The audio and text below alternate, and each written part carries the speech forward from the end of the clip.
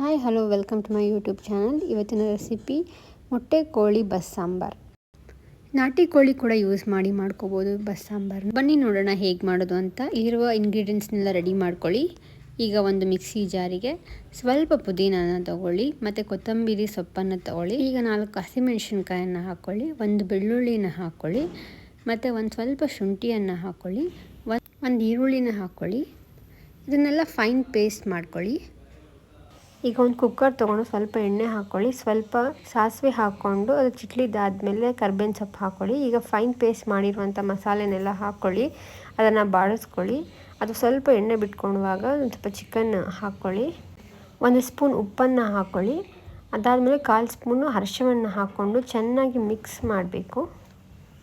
ಈಗ ಚಿಕನ್ಗೆ ಮಸಾಲೆ ಎಲ್ಲ ಚೆನ್ನಾಗಿ ಮಿಕ್ಸ್ ಆದಮೇಲೆ ಇದನ್ನು 2 ವಿಸಿಲ್ಸ್ ಹಾಕ್ಕೋಬೇಕು.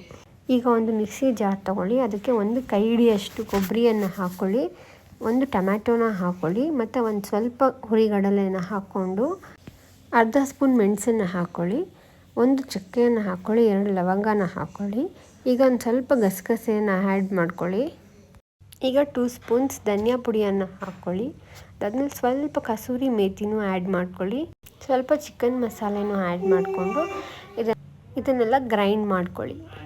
ಈಗ 2 ವಿಸಿಲ್ಸ್ ಆಗಿರೋ ಚಿಕನ್ನ ಕೂಲ್ ಆದಮೇಲೆ ಲಿಡ್ ಓಪನ್ ಮಾಡಿ ಅದಕ್ಕೆ ರುಬ್ಬಿರುವಂಥ ಮಸಾಲೆಯನ್ನು ಆ್ಯಡ್ ಮಾಡಿ ನೀರು ಎಷ್ಟು ಬೇಕೋ ಆ್ಯಡ್ ಮಾಡ್ಕೊಳ್ಳಿ, ಚೆನ್ನಾಗಿ ಮಿಕ್ಸ್ ಮಾಡ್ಕೊಳ್ಳಿ. ಇದನ್ನು 4 ವಿಸಿಲ್ಸ್ ಹಾಕ್ಕೊಳ್ಳಿ. ಈಗ ಮತ್ತೆ ಮಿಕ್ಸಿ ಜಾರಿಗೆ ಒಂದು ಸ್ವಲ್ಪ ಕೊಬ್ಬರಿ, ಹುರಿಗಡಲೆ, ಸ್ವಲ್ಪ ಖಾರದ ಪುಡಿ, ಸ್ವಲ್ಪ ಉಪ್ಪನ್ನು ಹಾಕ್ಕೊಳ್ಳಿ. ಇದಕ್ಕೆ ಬೇಕಾದ್ರೆ ಅಕ್ಕಿ ಹುರಿದಿರೋದನ್ನು ಕೂಡ ಆ್ಯಡ್ ಮಾಡ್ಕೋಬೋದು ಮತ್ತು ಧನಿಯಾ ಪುಡಿಯನ್ನು ಸ್ವಲ್ಪ ಆ್ಯಡ್ ಮಾಡ್ಕೊಳ್ಳಿ.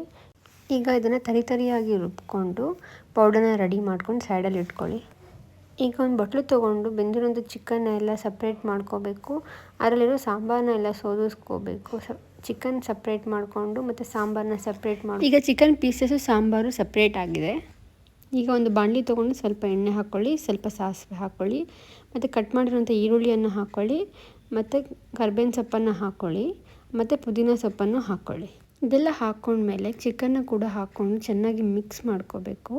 ಚೆನ್ನಾಗಿ ಮಿಕ್ಸ್ ಆದಮೇಲೆ ಸ್ವಲ್ಪ ಕೊತ್ತಂಬರಿ ಸೊಪ್ಪನ್ನು ಹಾಕಬೇಕು ಮತ್ತು ನಾವು ರೆಡಿ ಮಾಡ್ಕೊಂಡಿರುವಂಥ ಪೌಡರ್ನ ಕೂಡ ಹಾಕಿ ಚೆನ್ನಾಗಿ ಮಿಕ್ಸ್ ಮಾಡಿ ಆಮೇಲೆ ಸ್ಟವನ್ನು ಆಫ್ ಮಾಡಬೇಕು. ಈಗ ಪಲ್ಯ ರೆಡಿ ಆಗಿರೋದು.